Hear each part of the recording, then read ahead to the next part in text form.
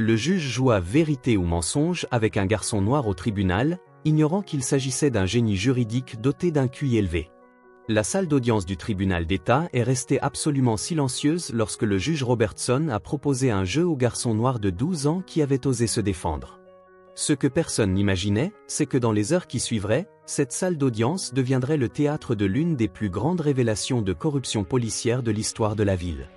Le jeune prodige Adam Foster allait non seulement démanteler un réseau criminel qui s'étendait du département de la police aux plus hautes sphères du pouvoir, mais il allait aussi mettre sa propre vie en danger pour exposer une vérité que beaucoup tuaient pour qu'elle reste enfouie. Adam ajuste la cravate du costume d'emprunt qui semble l'engloutir tout entier, cadeau de son oncle, qui estime qu'un homme doit s'habiller comme tel, même à l'âge de 12 ans. Derrière ses lunettes à monture fine, ses yeux vifs étudient le juge, tandis que son esprit calcule chaque coup comme une partie d'échecs. Au premier rang, sa mère, Sarah, se tordait les mains nerveusement. Elle savait que son fils était différent. À 7 ans, il lisait des livres de droit constitutionnel. À 9 ans, il discutait de jurisprudence avec des avocats à la bibliothèque publique. Et à 10 ans, il en savait déjà plus sur le droit que de nombreux professionnels qualifiés. « Très bien, jeune homme », dit le juge Robertson en s'adossant à sa chaise avec un sourire condescendant, ce qui incita Adam à serrer discrètement les poings. Puisque vous insistez pour renoncer à votre avocat commis d'office et vous représenter vous-même, rendons la chose intéressante. Que diriez-vous d'un petit jeu de vérité ou de mensonge? Je poserai les questions, vous répondrez, et nous verrons si vous comprenez vraiment quelque chose à la loi. Le procureur, le docteur Parker, roule des yeux, visiblement irrité par ce qu'il considère comme une perte de temps pour lui. L'affaire est simple, un adolescent noir portant un sweatshirt près du lieu d'un cambriolage, la description correspondait, et pour la police de Cement City, c'était plus que suffisant. Première question, annonce le juge en ajustant ses lunettes à monture dorée. La loi dit qu'une personne est innocente jusqu'à ce que sa culpabilité soit prouvée. Vrai ou faux? Adam n'hésite pas. Un mensonge, monsieur le juge. Un murmure de surprise parcourt la salle d'audience. Le juge fronce les sourcils, son expression amusée laissant place à une véritable curiosité. Expliquez votre raisonnement, jeune homme. La loi le dit peut-être sur le papier, votre honneur, commença Adam, sa voix claire et ferme résonnant dans la salle. Mais en pratique, les gens comme moi sont considérés comme coupables jusqu'à ce qu'ils prouvent leur innocence, surtout lorsque la seule preuve est un jeune homme noir en sweatshirt. J'ai été arrêté dans la bibliothèque publique alors que je lisais Miranda v. Arizona sans qu'on me pose la moindre question sur mon alibi. Le sourire du juge s'efface. Il ne s'attendait pas à une réponse aussi articulée, et encore moins à une réponse qui mettait si clairement en évidence les préjugés du système. Au fond de la salle d'audience, un jeune journaliste du Semi-Daily News commence à prendre frénétiquement des notes. Si vous appréciez cette histoire de justice et de courage, n'oubliez pas de vous abonner à la chaîne pour suivre d'autres récits percutants comme celui-ci. Poursuivons, car le jeu du juge Robertson était sur le point de se transformer en quelque chose de bien plus grand qu'il n'aurait pu l'imaginer. Deuxième question, poursuit le juge, désormais plus sérieux. Un juge doit être totalement impartial dans toutes les affaires. Vérité ou mensonge? Encore un mensonge, monsieur le juge, répond Adam en ajustant ses lunettes. Le docteur Parker se lève brusquement. Monsieur le juge, c'est absurde. Laissez le garçon parler, interrompt le juge, sa curiosité l'emportant sur le protocole.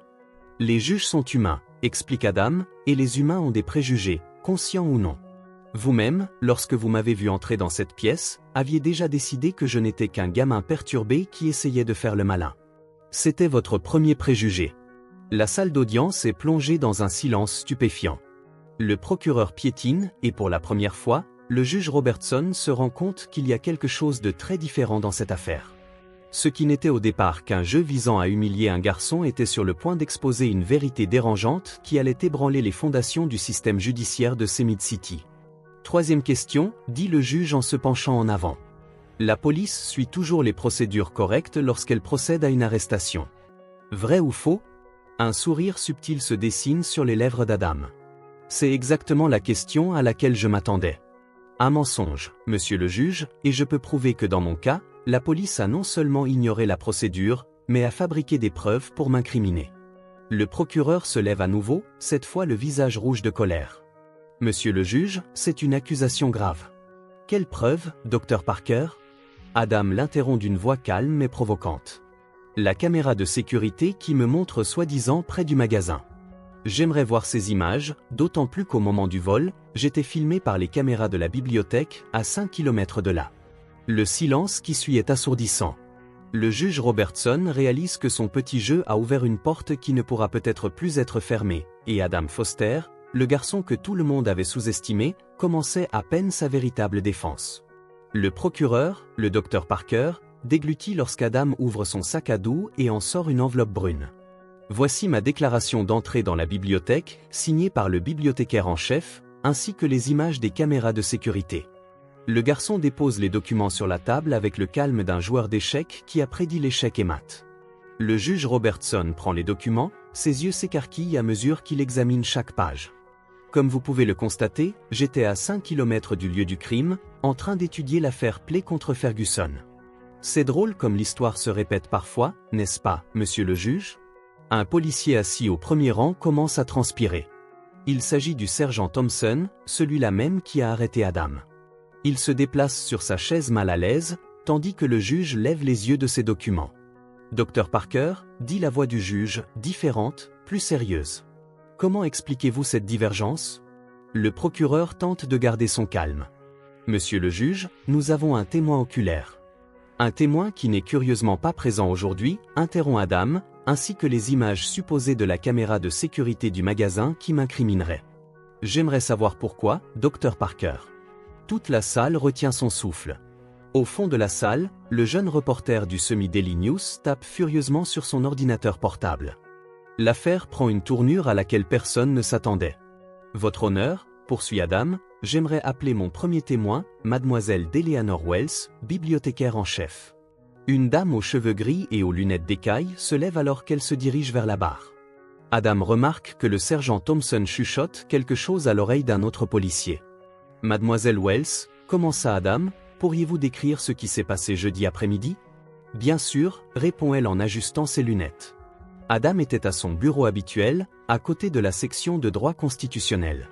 Il était tellement concentré qu'il a à peine remarqué l'irruption de la police dans la bibliothèque, armes pointées, effrayant tous les enfants présents. Le visage du sergent Thompson devient rouge. Le juge se pencha en avant, son expression se durcissant. « Continuez, s'il vous plaît » demanda le juge. « Ils l'ont attrapé sans explication » s'indigne mademoiselle Wells. Quand j'ai essayé de montrer les caméras de sécurité qui prouvaient qu'il était là depuis le début, le sergent Thompson m'a dit que je ne devais pas m'en mêler si je savais ce qui était bon pour moi. Des murmures de choc résonnent dans la salle d'audience. Le juge observe l'incident se dévoiler sous ses yeux. Adam venait de faire tomber le masque du système. Le juge est suspendu, son visage devenant blême alors qu'il comprend enfin l'ampleur de ce qui se passe. C'était bien plus qu'une simple affaire de vol. Alors qu'Adam s'apprête à faire face à un nouveau jour de bataille judiciaire, il est convoqué pour une réunion avec des avocats renommés, experts en droit constitutionnel. Le tribunal, désormais sous surveillance publique, est en pleine agitation. Adam sent que son moment approche, celui où il pourra enfin exposer la vérité au grand jour. Il se rend à la réunion, où il est accueilli par Maître Valérie, une avocate expérimentée et respectée, qui a suivi son dossier depuis le début. Elle lui tend un dossier volumineux, marqué « Urgent » en lettres rouges. « Adam, tout ce que tu as découvert jusqu'ici, c'est juste la surface. Ce que tu vas découvrir maintenant changera la perception que le pays a de ce système, lui dit-elle, avec une lueur d'inquiétude dans les yeux. Adam ouvre le dossier avec une main tremblante. Des preuves accablantes contre certains hauts fonctionnaires et policiers apparaissent. Des documents qui prouvent que certains procès étaient manipulés depuis l'intérieur, des jugements faussés pour protéger des personnalités influentes. Il remarque également des fichiers de surveillance qui remontent jusqu'à des conversations privées entre des avocats et des juges. Nous devons agir vite, Adam, dit Maître Valérie. Cette information doit être rendue publique avant que quelqu'un ne l'enterre. Adam, désormais convaincu qu'il se trouve face à une conspiration qui dépasse tout ce qu'il avait imaginé, décide de passer à l'action. Le plan est risqué, mais il n'a plus le choix. Il doit informer le public avant qu'il ne disparaisse dans l'ombre de ce système corrompu. Le jour du procès arrive. Adam entre dans la salle d'audience, une détermination nouvelle dans les yeux. Il est prêt à exposer tout ce qu'il a découvert. La tension est palpable dans l'air. « Votre honneur » commence-t-il, en se levant pour faire sa déclaration. « Ce que je vais révéler aujourd'hui n'est pas simplement un délit. C'est une machination systémique, une violation de nos droits fondamentaux. J'ai en ma possession des preuves irréfutables que des décisions judiciaires ont été manipulées et que des innocents ont été condamnés pour satisfaire des intérêts personnels et politiques. Un murmure parcourt la salle alors que l'énormité de la situation frappe l'audience. Les juges échangent des regards inquiets. Le procureur, un homme qui semblait avoir tout sous contrôle jusqu'ici, reste sans voix. Adam poursuit, « J'ai ici des documents qui lient des avocats, des juges et des policiers dans un réseau de corruption. J'ai aussi des enregistrements où des personnalités influentes, sous couvert d'anonymat, discutent des moyens de manipuler le système judiciaire à leur avantage. Je vous en prie, donnez à ces preuves l'attention qu'elles méritent. » La salle d'audience est maintenant figée, le juge se lève pour prendre la parole, mais son visage trahit un mélange de confusion et de peur. « Vous avez mis en danger des vies avec ces révélations, dit-il d'une voix tremblante. Adam répond calmement, « Non, votre honneur. Ce sont ces personnes-là qui ont mis des vies en danger. Moi, je fais juste en sorte que la vérité soit entendue. » À ce moment-là, une foule de journalistes, venus couvrir l'affaire, entre dans la salle, attirés par l'agitation. Les informations commencent à fuiter sur les réseaux sociaux, créant un buzz instantané. La presse commence à diffuser les preuves et la vérité commence à éclater au grand jour. Cependant, à l'extérieur du tribunal, Adam et Maître Valérie sont confrontés à des forces obscures. Des hommes en costume sombre les suivent. L'attaque ne tardera pas, et Adam sait que la course contre la montre a commencé. Mais maintenant, il n'a plus peur. Il regarde autour de lui, avec une détermination nouvelle, il sait que ce n'est que le début. Un nouveau combat s'engage, non seulement pour sa propre survie, mais pour la justice de tous ceux qui ont été oubliés dans ce système corrompu. Si ces histoires vous touchent, alors imaginez plonger encore plus profondément dans des récits inspirants et bouleversants. Des histoires vraies, des parcours de vie extraordinaires, des combats contre l'injustice et des triomphes qui défient toutes les attentes. Découvrez Je sais pourquoi chante l'oiseau en cage de Maya Angelou, Une vie de Simone Veil ou encore Nelson Mandela, la couleur des sentiments, des témoignages puissants de résilience et de courage. Si vous aimez les grandes histoires de revanche et de justice, Le Comte de Monte Cristo ou Ne tirez pas sur l'oiseau moqueur vous captiveront. Et pour des récits qui célèbrent la différence et la force intérieure, Wonder et la couleur des sentiments sont des incontournables. Vous trouverez tous ces livres en description de la vidéo, n'hésitez pas à cliquer pour les découvrir et vous laisser emporter par ces histoires qui résonnent avec celles que nous racontons ici. Ce sont des liens d'affiliation, c'est-à-dire que si vous achetez un livre en passant par un lien, nous toucherons une petite commission, ce qui aide la chaîne à se développer, nous vous en remercions d'avance. Avant de partir, dites-nous d'où vous regardez cette vidéo dans les commentaires. Et si vous avez apprécié cette histoire, n'oubliez pas de vous abonner à la chaîne et d'activer la cloche pour ne rater aucune de nos prochaines vidéos. Nous publions 4 vidéos par jour, à 7h, à midi, à 15h et à 19h, et ce tous les jours.